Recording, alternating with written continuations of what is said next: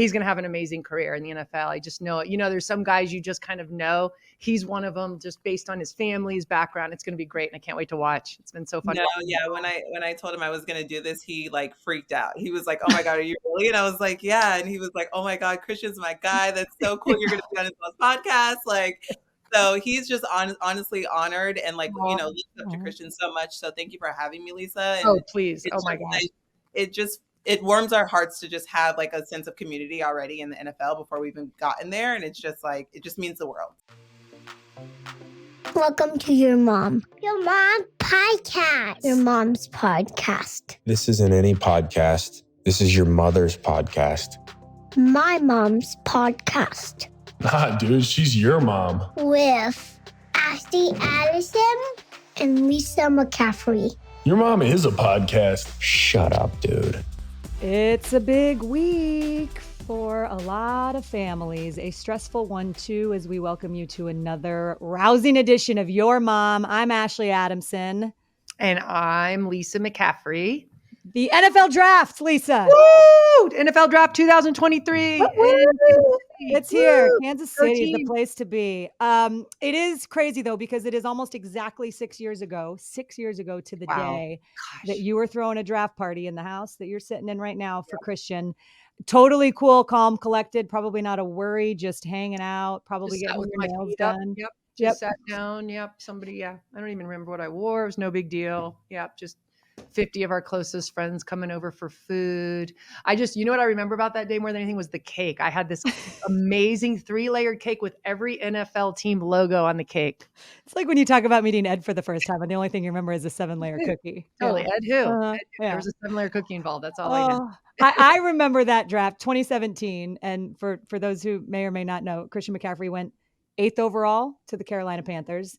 Yep. And I can only imagine what that moment was like, because again, I'm removed from it and loved Christian, loved covering him.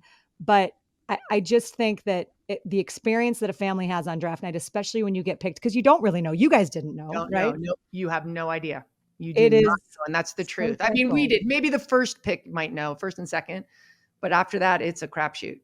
Yeah. So there's going to be a lot of guys and families that are going to have that feeling Thursday when the first round of the draft kicks off. It's so fun to watch. It's just every draft pick, and you see the families, they're all crying, and I cry. I get so emotional. I'm such a dork. So that's the only thing I cry for. Nothing else. I'm just cold. Cold-hearted other than that. Yeah. But the NFL draft, that is just like Lisa's love language. I'm gonna cry. I'm a really good person. It is because it is the culmination, and you know this more than anybody, of so much work that has been poured into this dream. Yeah. And there's been so many people that have helped them along the way, and for it to finally, and it doesn't mean that getting drafted high equates to a successful NFL career. Obviously we know that, but it does help. And it is a moment in time for these guys. It validates what they have done. And it's obviously a night that the families won't forget. So I assume that everyone's turning into this podcast for Lisa's 7-round mock draft reveal. So should we kick that off? You've been working on it all off season. I know you were going back and forth on some of those late 6 rounders. So if you you want to start off with Mr. Irrelevant right now? Let's work backwards. Every mom in America wants to hear about. Every mom in America just turned this podcast off. They just ran off the road in their car. Like, we're not going to do that, everybody. We're not going to do that. Keep listening. But we are going to talk about the draft in the best way that we know how, which is focused around family. And we are going to talk to one of the women who is squarely in the heat of emotion, the chaos, the excitement this week. And that would be Cleyrissa Robinson, the aunt, big sis, as it turns out, of Bijan Robinson. Most college football fans know that name. Total stud running back out of Texas, wore number 5. I'm assuming because Christian McCaffrey wore number 5 in college. That's the only reason I can think. No, but not Reggie Bush. It was Christian for sure. Reggie who? But he was amazing. Anybody that watched him, his stats are ridiculous. 3,400 yards, 41 touchdowns in 3 seasons at Texas. He won the Doak Walker this past year, which is the award given to the nation's top running back. And he's a special talent and an even more special human being, which you'll come to find out after you listen to this interview. It has a great family behind him that supports him, and it's so fun. So we'll get to hear their story, and it's so good.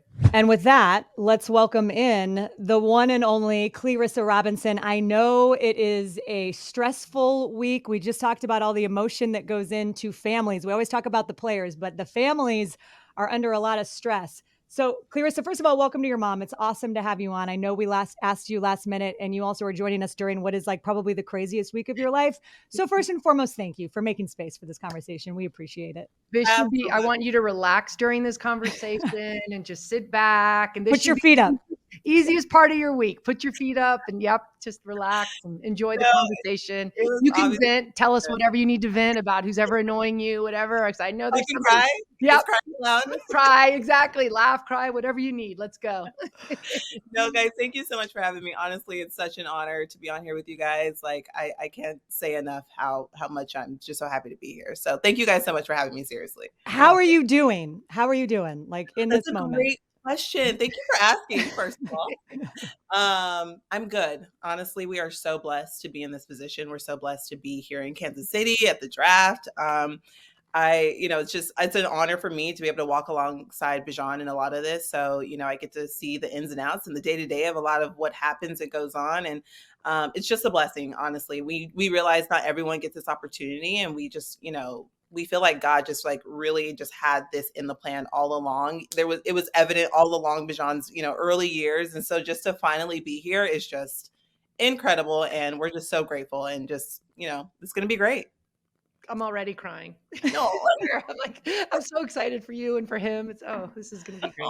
I think this is the first time I've seen Lisa cry in the podcast, and I'm not even kidding you. I don't know. I just got emotional. It reminded me of back, when we were going through it too. It is. It's so special. I'm telling you. To be honest with you, I've been like on the verge of crying for the last like 3 weeks, but like there's so much to do that you just don't have time to. So like, the minute I stop to think about things, I start to cry. So you might get me, Lisa. You might get me. Okay, good. That's our goal. Come on. Because you're his business manager as well. Yes. Wow. Yes. How did that come about? Yeah. So, Bijan and I are very close. We're only 9 years apart. So even though we're aunt and nephew, we're more like big sister, little brother. We grew up in a house together. He and my sister like lived with us in the house. And so like we've probably lived together most of our younger years. We were probably not living together for maybe like 4 or 5 years when I went off to college, and like he and his mom moved out for a little bit. So we're super close. We've always had this super close relationship. After I graduated from undergrad, I left home, Arizona, and moved to LA for a little bit. And at the time, Bijan is like, going through, and he's trying to figure out what school he's going to go to. And he does a visit at USC and UCLA. And he's like, I don't know where I'm going to go. And I was like, well, don't just come to LA because I live here. Like, go where you feel is best for you. Because I realized like I was the first person to leave home. Mm. So I didn't want him to think like, oh, I should go where Auntie is. And I was like, don't just come here because I'm here. I was like, he had some schools he was looking at. One was Ohio State. And I was like, if you decide to go to Ohio State, you're on your own. I was like, but if you decide to go to Texas, I was like, I'd consider moving to Austin. And I just kind of said this probably very too quickly, because as soon as he committed to Austin or to Texas, he was like, so let's go. But it's worked out perfectly, just because, once NIL went into effect, which I'm sure we'll get into, like, I had the skill set that he needed. And so he was like, Auntie, whatever you can do, I want you to do it. Like, I don't want anyone else to do it. And I was like, I'm going to take care of you always. So we've been rocking ever since.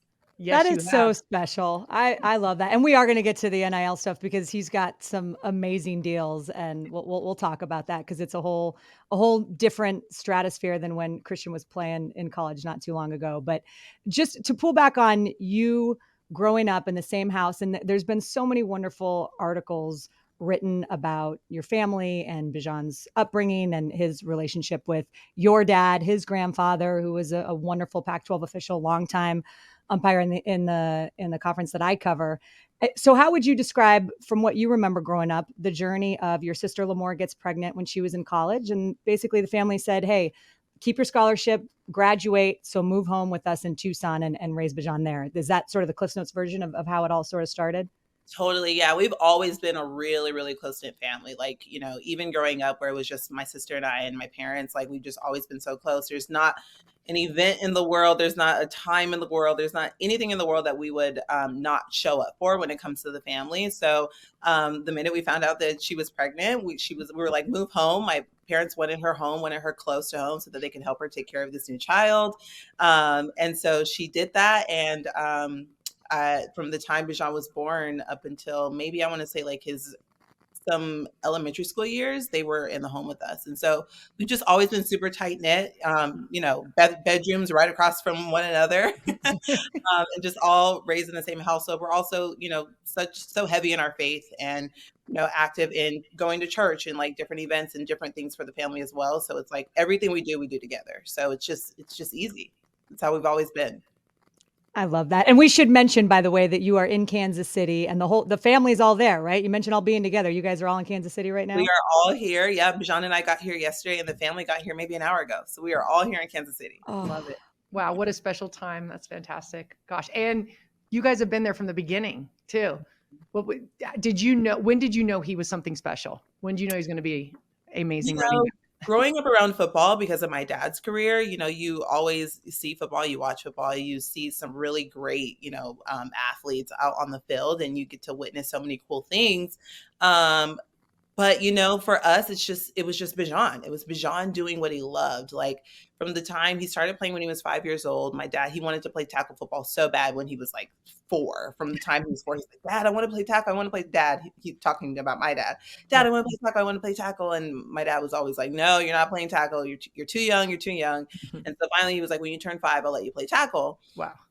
And so he tells the story all the time, like his first his first game ever, his first tackle football game ever, he actually got the ball and ran the opposite direction. So he ran into the opposite team's like end zone. And we were like, what are you doing? No, Bijan, the other way. And he actually did it twice before he got the hang of it. And, once he got the hang of it, the rest is history. Here we are. Glad he figured it out. What? He's 5 doing it. I'd be nervous if he was still doing that. But, at 5, it's okay. We'll forgive him. That's good. That gives me hope for my 6-year-old son who in his T-ball game went straight to third base on Saturday. So if he does it twice, Ashley. then, I had a kid do that too. Oh yeah. Yeah. So it's easy to say, the first couple of plays we were kind of like, I don't maybe know not. Guys. Like this may not. The instincts aren't quite there like we thought they might be. Hey, you know what? He scored. It was a safe score. He scored twice. And now fast forward, and I saw Robert Griffin III came out and said that Bijan Robinson is the best player in the draft this year, period. There are so many different projections. There's, I've read a bunch of stuff about NSC teams being really vocal about not wanting Bijan to go to the Eagles because of how much more dangerous he makes our offense. Eagles. I want him to go way before their pick. Way before. I just have to imagine, though. I mean, A, how much do you pay attention to that stuff and read it? Because I'm sure in some ways it's unavoidable. And B, what is it like to have watched, your baby brother, your nephew skyrocket and develop into this really, truly special talent who's about to live out his dream? I'll say like throughout the years when we go from Pee Wee to high school to college and now to NFL, like it's like every time we get to a level in my head, like it's still the same Bijan. Like I call him B. I say, let's little old B. Like, oh, all these people are screaming for little old B. Wow, that's crazy. So it's like to see him graduate to these different levels has obviously been amazing, but it's not until we get to those levels and we realize like the audience and how much response he's getting around the world that it clicks to me. And I'm like, oh, wow, like, no, he's really doing a really big thing here. Like, cause to me, he's still just Bijan. Like I'm just go have fun, go do your thing. And, come home and be Bijan again. So it's like, it's moments like that when, the greats are saying his name and, you're hearing he's going so early in the draft, potentially like it's moments like that you come back to like, oh my goodness, like, no, that's like, yeah, it's still little Bijan, but like, he's doing some really great things in the world. And it just keeps you so proud, obviously. And when it comes to the team that he could go to, honestly, we have no idea. I was going to ask you that. Do you have any inkling? You don't even have to say who, but do you have any gut feeling? I wish I could tell you I did. Like I would, it would be. I believe you. I know. Yeah. They don't want to tell. Even if they want to draft him, they don't like to give away any secrets, any team. Not a thing. So literally anything can happen. And obviously, like just all the uncertainty can be a tad bit stressful, especially for me in my position. Like I want to be able to prepare our lives and make sure that like I can, figure out where we're going to live and start to like put things in motion from that end. So in my position, it can be a little bit stressful, but also like just managing that stress and managing my own expectations of like what's coming next. The best thing to do is just to stay in the moment and continue to believe that wherever God sends him, like, is going to be the perfect place for him. Where it's meant to And, be. you know, we just wait for the day. So to answer your question, no, I don't look at a lot of media. You know, there, every now and then I see him trending on Twitter. But you know, I see it, and sometimes I'll like look at one or two, and then I'm like, no. But Bijan's the same way. He doesn't look at a lot of media. We don't look at what the people are saying. Sometimes it's good. Most of the time it's good. You can get a couple that are like, of course, you're always going to get that no matter what. So yeah, just read the good. Just read. Yeah. So we just really, honestly, we don't read a lot of media. Smart. You guys are way ahead of the game compared to what I was going through, because I'd read the bad and focus on the bad, but I've learned my lesson. Oh, you guys are good. Do you have a preference? And you don't have to say where it is. Do you have a team you want him to go to? So coming from Tucson, Arizona, and then moving to LA, and then moving to Austin, you know, I am a city girl, so I like big cities. For me personally, and it's easier to market him in a big city too. Absolutely. Obviously, you know, he has this condiment line, Bijan Mustardson. So there's like, obviously we're thinking, okay, if he goes here, we could do this with the mustard. If he goes there, we can do that with the mustard. But to be honest with you, I really have no preference. I believe that God has a plan, and it's going to be great. And you have the best tagline for the mustard ever. I mean, seriously, it's ready. You want to? Let's first of all, and this is again, he got a Lamborghini NIL deal, which we'll talk to. But to me, like the mustard, I want a shirt. How many bottles of and it's Bijan Mustardson do you have in your pantry? Like, or how is Bijan Mustardson a major part of your life? It's absolutely a major part of my life. To be honest with you, I eat it on a day-to-day basis. Like, it's not just for the hype. I probably have 3 in my refrigerator right now. That's because one gets like just a little bit empty. So I just like move on to the next and like get another one. I mean, I put it on everything, sandwiches. I make salad dressings on a day-to-day basis with Bijan mustard. Like, it's actually good mustard, guys. I actually have some here in my room, like, because we're gonna give people like, I have hats and mustard sitting on the table right here. Like, a good manager right there. Because it's quote, and go ahead, Lisa. It's quote. I got to get this out. It's like a touchdown in your mouth. Bam. It's the best tagline ever. Makes me want to go buy some right now. And my husband just, has a mustard line as well here in Denver, and has had it ever since he's played. And we're old. He's really old. So, but I used to tell the people, here's another little marketing play, that if you use Ed McCaffrey's mustard, the Broncos will win. Oh, so. Yeah, which is, as soon as you don't use it, that's when they lose. So they haven't been using it a lot lately, obviously. So let's get the mustard sales up. I can't imagine that he has a tagline, though, that is good. I was just it's like a touchdown in your mouth. That's his downfalls. He doesn't have that tagline. It's like a touchdown in your mouth. It's so good. So good. Who came up with that tagline? Okay, so we have 2 guys. Their name are Craig and David. They work for an agency called Callan, and they are the ones who came to Bijan and presented this whole Bijan Mustardson idea. They came up with the tagline. Now, I will give you guys some inside scoop. I was so against that tagline when they first presented it to me. I'm not going to lie to you.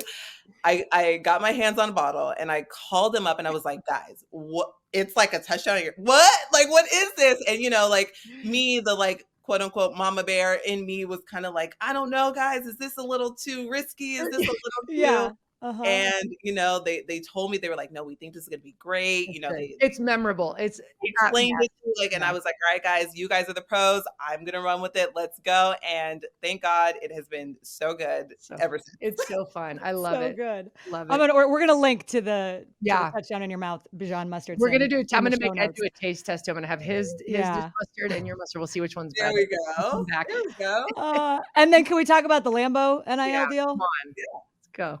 Who got him the NIL Lamborghini deal? Come on. So just, Christian, we had to pay for like a bike when he first got to Stanford. And the first week he was there, it got stolen. So his first year, he had no ride. Nope. Nothing. No way. There were no butterfly doors. He walked no butterfly's door on that campus. No, it was, times were different, but way back then. Yeah. So congrats. That's amazing. I know. I love the NIL, I think, and I love when people benefit from it. So how did that come about? A Lambo? Yeah. So, one thing about Bijan is he's so personable. He's so good with relationships. And it just so happened that the owner of Lamborghini Austin, his name is Bruce Knox. He's one of our partners and a really, really good friend as well. He was at an event and Bijan actually ended up meeting him. They hit it off. They started having conversations and, he learned who Bijan was or Bijan learned who he was. And they kind of sat down, had a great conversation. And he was like, we could really do an NIL deal. And Bruce was like, actually, we should do that.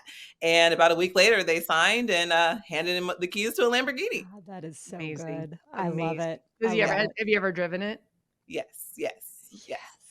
Oh, It's nice. Amazing. I am just, meanwhile, Christian's with like, a bike that got stolen and he's, walking on campus. It was different times only, 6, 7 years ago.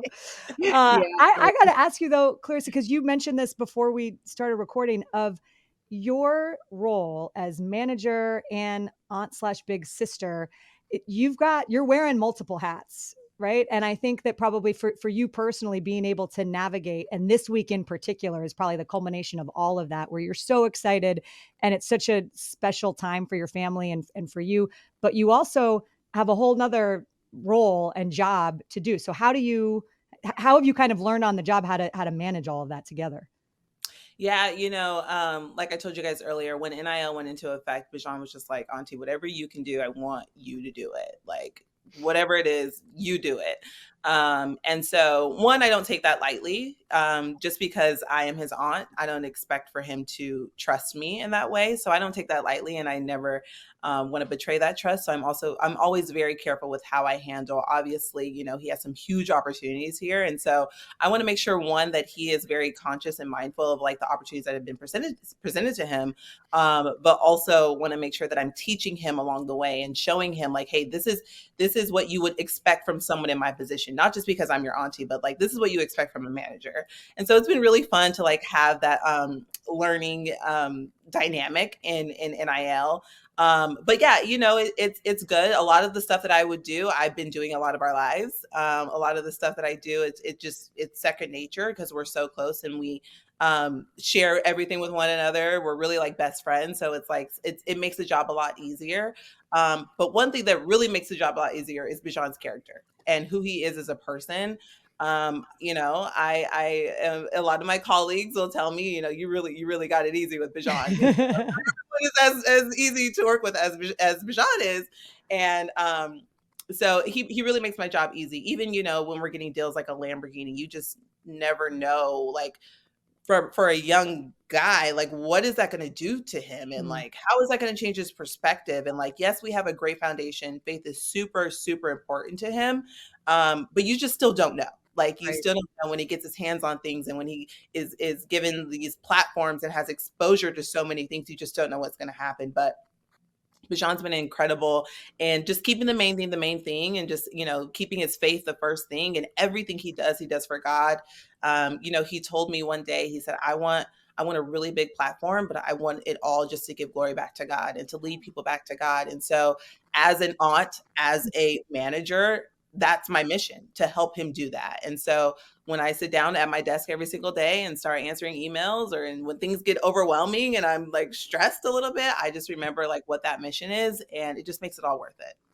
I have chills right now. That is, that's amazing. You're making Lisa cry again. Second time now. We've never 41 episodes in. She's never cried. Now she's cried twice. Here I am. I know.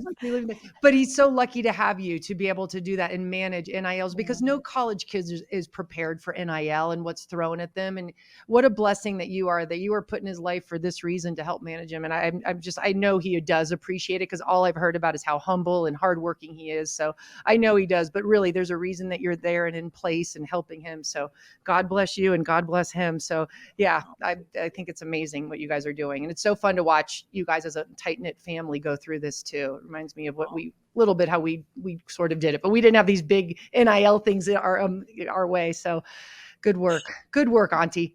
Good work, Auntie. Yes, for real, great work. Do you have advice in that vein? Because I second everything that Lisa just said. I think it's so hard for people, and it's the Wild West right now, right? Like there aren't real guardrails around NIL and all of the stuff that's going on. People are figuring out on the fly. And I think there's a lot of unintended consequences, even though it's an amazing opportunities. And I think I love seeing it happen. Do you have advice for parents or kids who are navigating the NIL space? Because there's a lot of stuff out there that I think is not accurate, and not every kid is Bijan Robinson and is going to get his own mustard line or a Lambo deal. But what would you say is something that you kind of wish that you had known, or that would be helpful as parents and kids try to navigate this? Yeah, I think, something, it's definitely should be said about, NIL, though Bijan has his own condiment line and he got deals with Lamborghini, like it was still very tough for us to navigate. He's obviously blessed with some really great opportunities, but as an aunt, and, I had already been living in Texas and I was really close to Bijan, living in Austin with him, it was still very difficult because one thing that some people may or may not understand is, yes, there's no real guardrails. There's no real like rules or guidelines to how NIL should operate. So it is the Wild Wild West, and so much happens on a day-to-day basis. But also, in Texas and in other states as well, the school cannot be involved with the NIL dealings. And so, the school tried to prepare the guys as much as possible, like what to expect before NIL went into effect. But, there was still so much like, what do we do? But what do we do? And, they couldn't really hold our hand in that because, they weren't can't allowed, yeah, to be in that part of the player's life. So, NIL goes into effect, and all of a sudden I have so many, I want to say maybe like, if I gave you a number, 25 to 30 different agents, financial advisors, so many people calling my phone asking to get a hold of Bijan Robinson. And it's like, who are you, first of all? Like, who are you? Right.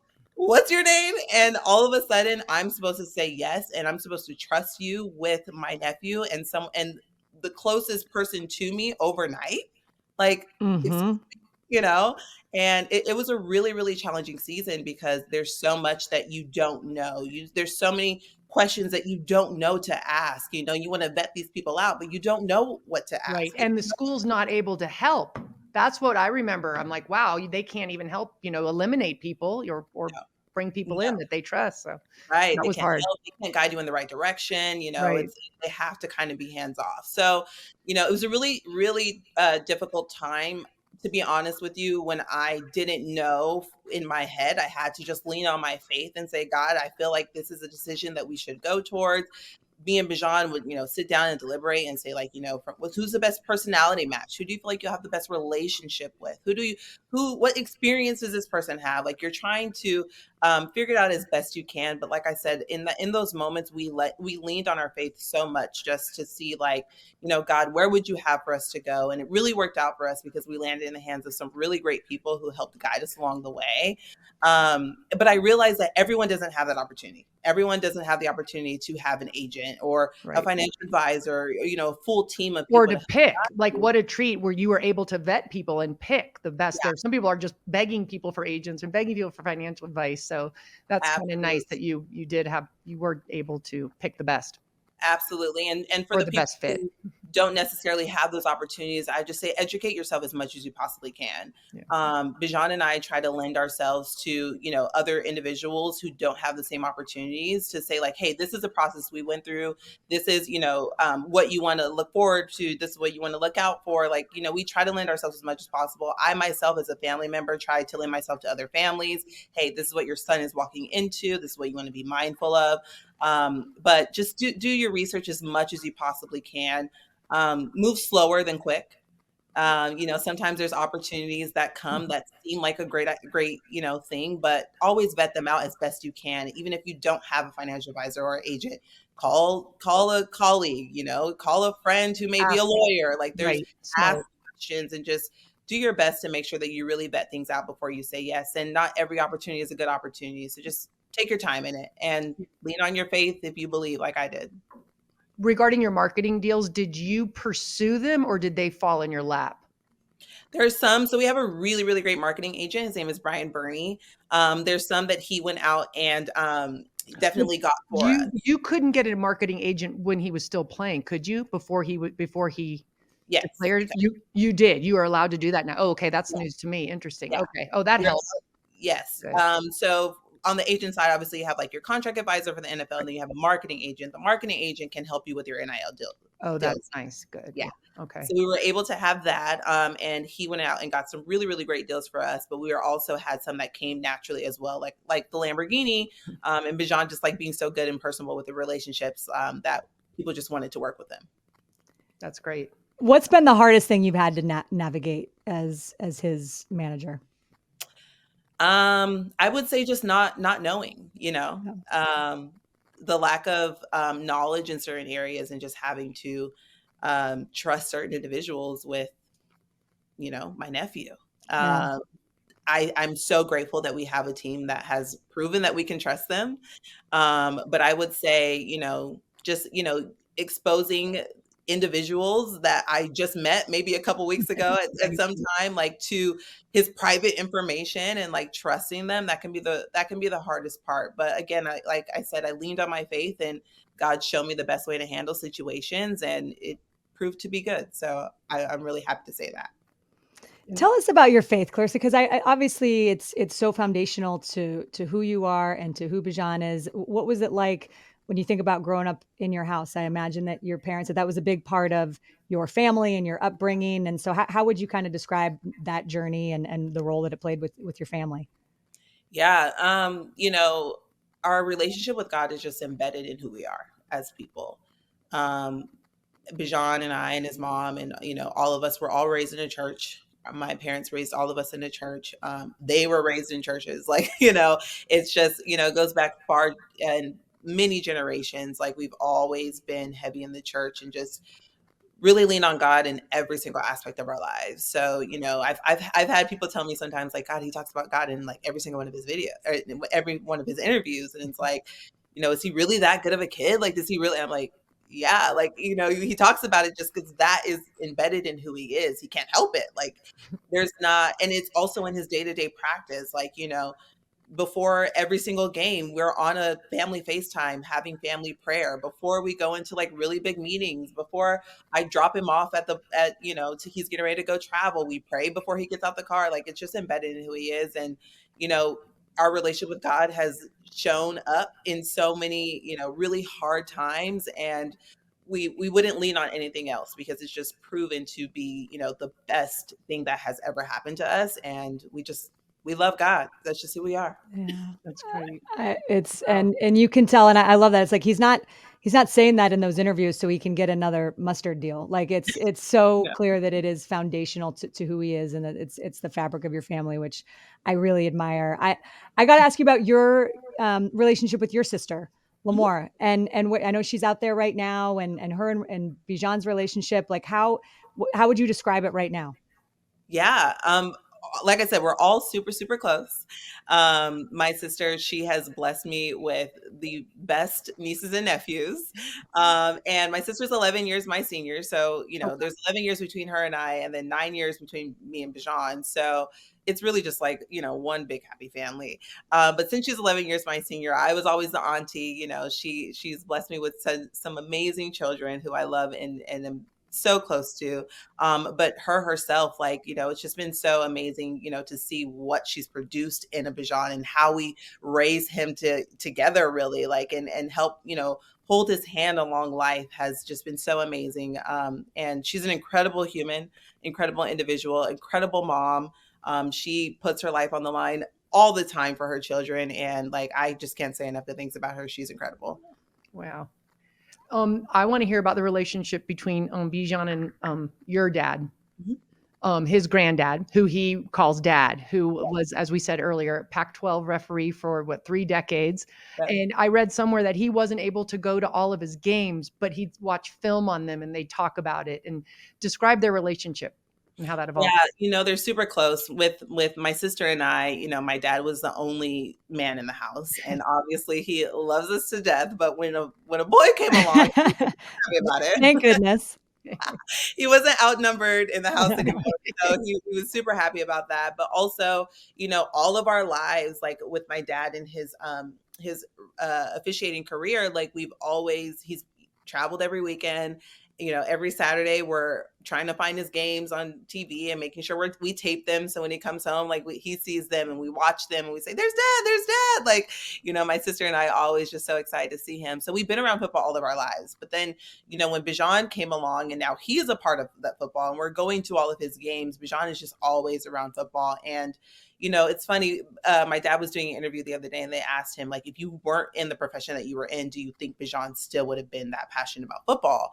And our answer was yes, because, 1 or 2 years old, like he's still holding a football, like, and that athleticism that's in him, we feel like it would have come out anyway, in some way, shape or form. But we were just always around the game. And so Bijan growing up, seeing my dad, just along with like my sister and I, we would say, there's dad. And here's Bijan at a 5-year-old, there's dad, like at his game when he's running out on the field. But I do believe that it just made his love for the game that much stronger because of the bond that he had with my dad. And my dad had an understanding for the game that Bijan was so passionate about and just wanted to learn. And so it just made his love for the game that much stronger. And then once he was old enough to be able to play, and my dad finally let him play tackle football. Now my dad's teaching him things, and he's like, all right, you want to hold the football like this and hold the football everywhere you go. Make sure you don't drop that football, and if you ever watch Bijan like playing catch, I was watching him the other day. Actually, he was, we were out at the Whiteman Air Force Base here in Kansas City where he got to do some stuff with USAA. And he was playing catch with one of the pilots. And I was just watching him just sitting back. And when he's catching the ball, he's like watching it to his hands, like every single time he catches it. And it reminded me when he was 2 years old or 3 years old. And my dad is saying, watch the ball to your hands, watch the ball to your hands. So you see that come out even now that, here he is 21 years old, headed to the NFL, like it's that ingrained in his, it's that the fabric of him. Really helped shape who he is. And it's just so beautiful. How is your dad doing this week? Because I can't imagine the emotions that he's also feeling. He is so excited. Yeah. He is so excited. He's so proud. Obviously, he's, reffed a lot of games for some of the greats, including Christian, I'm sure. By the way, that wasn't a penalty. I was going to say, I'm sure Lisa's probably yelled. That was not a holding call. Don't take it personally. Why'd you take his touchdown back? Where's Cleo? I want to talk to him right now. Yeah, right. I need to go get him on the phone, right? Yeah, for real. But no, he's obviously been able to witness so many great careers. And so now for his grandson to be a part of that is just... He's at a loss for words. He is so excited and just couldn't be more proud, especially not just who he is on the field, but who he is off the field, and the character that he's maintained along the process makes him just so proud. I got to tell you, I imagine, and I know that there's plenty of diehard Texas football fans who are going to be listening to this who just absolutely love your nephew. His career as a Longhorn and those 3 years that he spent there and all the things that he did, the highlights that he put up, is there one play or moment that kind of sticks in your mind as one that you're always going to remember, that's like that one highlight that just comes to mind immediately that you'll think of? There's been so many that, like, anytime he's out on the field and I'm watching him, I'm amazed. I'm like, how did he do that? And it's like, I've been watching him all of his life and he's been doing it all of his life, but still to this day, I'll watch some certain plays and I'm like, oh my goodness, like, how did he do that? One that does stick out to me though, I believe it was his sophomore year, the Red River Showdown. He had this breakout play. He's stiff arming, the guy flips over. Like, it's just insane. And highlight. Yeah. And I just, you watch it and you hear the crowd's reaction and you're just like, I saw that with my eyes, but then when you hear everyone's reaction, you're like, you have a whole nother elevated like response. You're like, oh my goodness, like what just was that Bijan? Oh my God, that was Bijan! Like, it's just you can't describe the feeling, but like I said, there's so many plays, but that one in particular, I will always see in my head, just replay. I love it. Every now and then I'll think of a play that like Christian in particular have had, and I'll go back, and if I ever get to watch it, sometimes I won't even watch what he's doing, but I'll watch the crowd in the background. And that is so fun to do. You'll see their faces and just see how, various reactions, but how either amazed and excited, or if it's the opposing team, like mad. And those are, so go back one day and watch some of his highlights and look at the people behind him. Those are kind of fun. I started doing totally, especially when you see the other, like the home, like your home team sideline, you'll see them react, and like they just get, all of a sudden they like see this reaction as it happens, and you're like, oh my God, like that was such a moment. And then also one that also stands out is his last home game at Texas. to hear 105,000 fans yelling, Bijan, That makes me cry. oh my goodness. I'll never forget it. I will never forget it. Good. That is so special. And Lisa, I love what you said about watching the crowds or even closing your eyes when you talk about that moment and just listening to them, because I told Lisa the story the other day, this past weekend, I was at an event downtown here in San Francisco, and there was a woman who went to Stanford, and I sat next to her, and she's a huge Stanford football fan, and she just loves Christian McCaffrey. And She's the one Stanford football fan. I found the Stanford football fan. It's not Texas. She said, I will just, and I was telling her, what I do in our connection, and she was so excited. And she said, I just have to tell you, when I would watch Christian play, and I know people feel this way about Bijan as well, she said, it was like the biggest treat. It was just every Saturday, it was such a treat for me, because you could tell that you were watching greatness, and there's no other way to describe it. And it was a total gift to me to think, like, I can't believe this young man plays for our program. And again, as someone who has covered Christian, and it was basically, I was going to say, he's like my nephew. Can I call Kristen's my nephew? Yeah. He doesn't have an aunt. Like his big sister. Yeah. Okay, great. There we go. But I do think the impact, and you know it, but to get those specific stories of these people who will never probably meet him, and who he's truly impacted by the way he's played. I think it is so special, and the unbelievable impact that both of those young men have had and are having and will have on young people who want to play, the different things that they pour themselves into away from football. Like, I just commend your families, both of you, because it does matter. And yeah, it is sports, and they get paid a lot, and Bijan's going to get paid a lot to play football, but it is so much more than that. And I think that is what is so special about sports. So I will get off my soapbox now and leave it at that. But I just think it's really, really special, and I hope you guys feel it. No, yeah, I will say there's nothing like the Texas Longhorn fans. I mean, they truly bleed burnt orange. And Austin, Texas Longhorns, in specifically, it's like their professional football team, because they don't have one in Austin, and they just the history behind the Texas programs is just like so rich, and they love Texas football especially. And we would have fans come up and be like, thank you so much for bringing Bijan to Texas. Mm-hmm. Like, they would say, thank him. Just tell him thank you. Just tell him thank you. We are just so grateful that he decided to come to Texas, and the hospitality that we received when we first got to Austin, and have been there for now 3 years. I can't tell you like what you experience in that city. And Bijan has made it his mission to give back to the community as much as possible.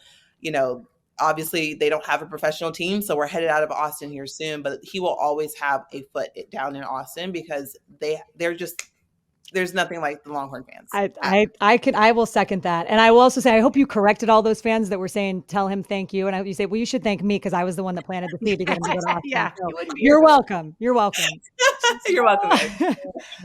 You have been so generous with your time, and we could sit here and talk to you for another 3 hours probably, but we won't, because I know you've got, I'm sure, a bunch of stuff. Real quick. Oh yeah, go ahead, Lisa. I've got one last thing. You have your dress for Thursday? That was going to be my question. What are you wearing? What are you wearing?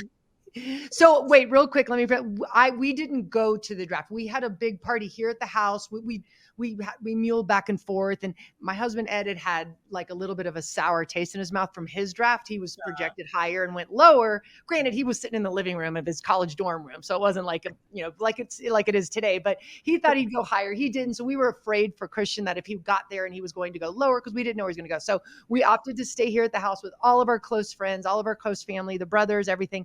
And so we stayed here. So I didn't have like the dress and do all this stuff, but I remember talking to Martha Thomas, Solomon Thomas's mom, was about her outfit, and so it was so fun. That was just such a fun time. Anyway, do you have a dress? What color is it? What are you gonna preview on the red carpet? Go.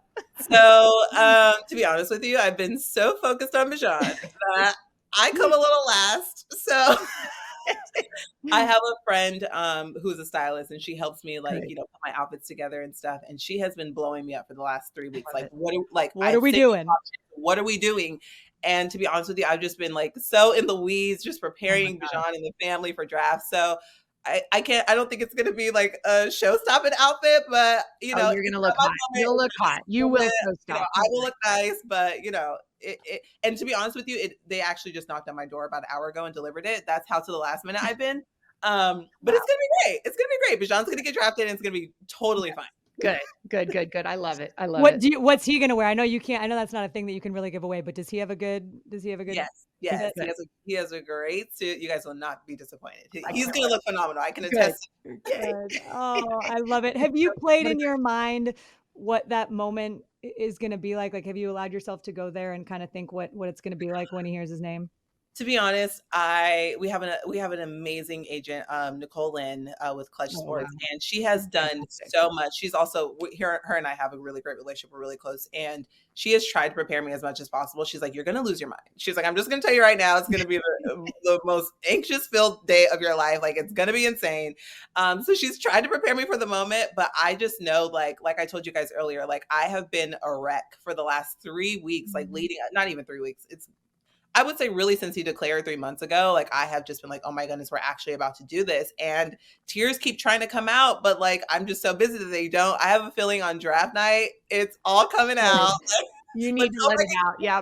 Because I am going to be emotional. I know it. Good. And you should be, because you have been such a big part of his journey and his story, and he is where he is in part, no question, because of you. So feel all of it, cry it, let it go in your hot dress, whatever one you're wearing. And I'm just so excited for you. Lisa, I'll let you have the last word. Given that you've been through, you mentioned your experience with Ed and the experience with Christian. Is there any advice or anything you would want to tell Cleyrissa as she gets ready for what is going to be one of the most memorable nights, however it all goes down? Yeah, I kind of feel like she's being given the perfect advice. All I would say is just truly take it in, savor it, enjoy it, soak it, be in the moment, just like you said. I think I think you're so ready. Just listening to you, I'm so excited for you, for him, for your family. I know it's going to be amazing, and I can't wait to watch him run out on the field in an NFL game in an NFL uniform for the first time, because I know he's going to do amazing things on and off the field, and I can't wait to watch his journey. So I'm a fan, and let's go. It's going to be fantastic. Started. Here I go. It's coming. I feel it. I'm crying too. I'm like, I know this is such a great moment. There'll be nothing like. I appreciate it honestly so much. And like, like I said, it just means the world to be able to lean on people who have been here before, who have done it. So I don't take this for granted. I'm so grateful that you guys have asked me to be on this. Like, you guys are doing incredible things with this podcast as well. So I'm just honored to be a guest. Thank you so much. You are amazing. It was truly our honor and our privilege to have you on. Enjoy the next few days. And I mean, just soak it all in, as Lisa said, and we will be watching. There will be no one that I'll be cheering for harder on Thursday. So, and we will definitely meet you in person at some point, wherever it lines up. It has to happen. Well, the only glitch is, the only negative about this is, so my youngest son plays for Rice, and we open up with the Longhorns next year. So whatever the Longhorns is, I don't know. I feel like every time I do this, I feel like I'm like wishing somebody the devil on someone. I don't know how to do it right, but they open up with Rice. They open up with the Well, I need to make it a point to be at that game. So regardless of what happens, I gotta hug you. Yes, that would make me happy. We will connect for sure. 100%. And if you need anything, you call Lisa. She will get you set up with all the right things. Because I do think it's been really cool for me to see through this podcast the network of families and moms, and no one understands what it is like to have a loved one who plays on this stage unless you've got one. And I think that's been the really cool thing that I've seen, is there is a sisterhood and kind of a fraternity, sorority, whatever you want to call it, of family members, and it's special and it's cool to see. So you're part of that now. Yes. Thank you guys so much. Good luck and enjoy it all. Savor it. Go get him. I mean, I know he can't go to the 49ers, and we wouldn't want him to, because there's already a great running back or two that play for them, but holy cow. But he would be a blast to play with, and she would be a blast to sit in the stands with. She's amazing. I love her. Yeah. I love her. Wow. Yeah, me too. And I just manager, everything. Yeah. Like she said, she wears so many hats, and she's doing an incredible job. I have not heard one bad thing about that kid. Normally, my gosh, I'm sure you heard a lot of bad things about Christian coming out of the draft. That kid has so many stellar character issues with Christian was the main thing. Lots of red flags with Christian. That's why he slipped to number 8. Yep. is got it all, and he's just going to have an amazing career, and he's got a great family to back him. And I can't wait to watch it. Well, and I think two things really stood out to me. One, and I know we joked about it, but I'm serious. Seeing you tear up right at the beginning when you were just thinking about that night, that was a moment. It really was. And I feel like such a dork. No, it was awesome. And I think it's a reminder of how special and emotional these times are. And in your mind when you're going through something like that this is a moment in time, but it is so hard to actually fully feel it and embrace it because there's a million things going on. So it was cool for me to watch you talk with her and give that advice. I just absolutely loved it. And I also really love that when she first shows up and she's saying how totally pumped and excited Bijan is that he's coming on Christian McCaffrey's mom's podcast. That made me laugh so hard. I can't believe he knows his name. I'm like, because we've been. Bijan Robinson knows Christian McCaffrey's name. That's pretty cool. Christian's made it officially. Christian's made it. And I haven't watched every Longhorn game. Obviously, we've been a little preoccupied, but the few times I've been able to watch clips here and there, he's so, regardless of off field, on the field, he is a talent. He is so good. He's going to make some team better. And I just hope it's not the Eagles. Sorry, Eagles, everyone, but I hope it's some team in the AFC. I'm kind of speechless. I'll say the last thing on that. The other thing that stood out to me was when we finished the interview with her and she was talking about her purpose. Cause you were saying, and I agree with this, she should go do this as a career. Right now she's managing Bijan, but she's got a big career waiting her if she wants it. If she wants. And I think she could just help so many young men. The time is right.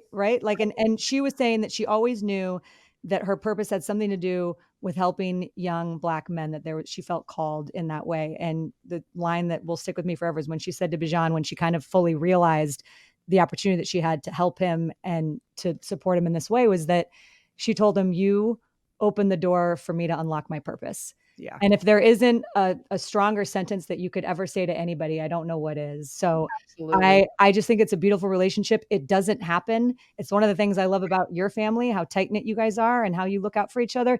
It's not that way in every family. Right. And I think it's so special when it is. Yeah. So I do appreciate that. And I know they do too. So yeah, God bless them. And I'm going to be cheering for them. Me too.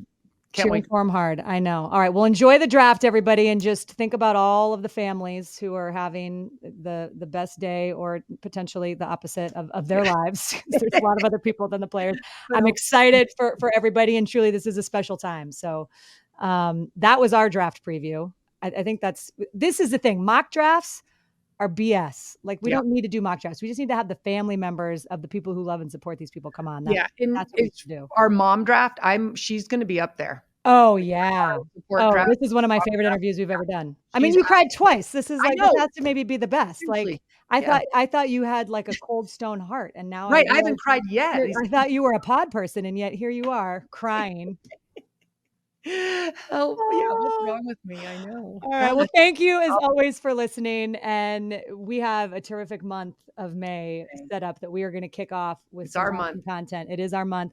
Bonnie Bernstein, the great, is going to join us next week. So be sure to tune in for that. She's got an amazing story, and her mom, who is absolutely epic.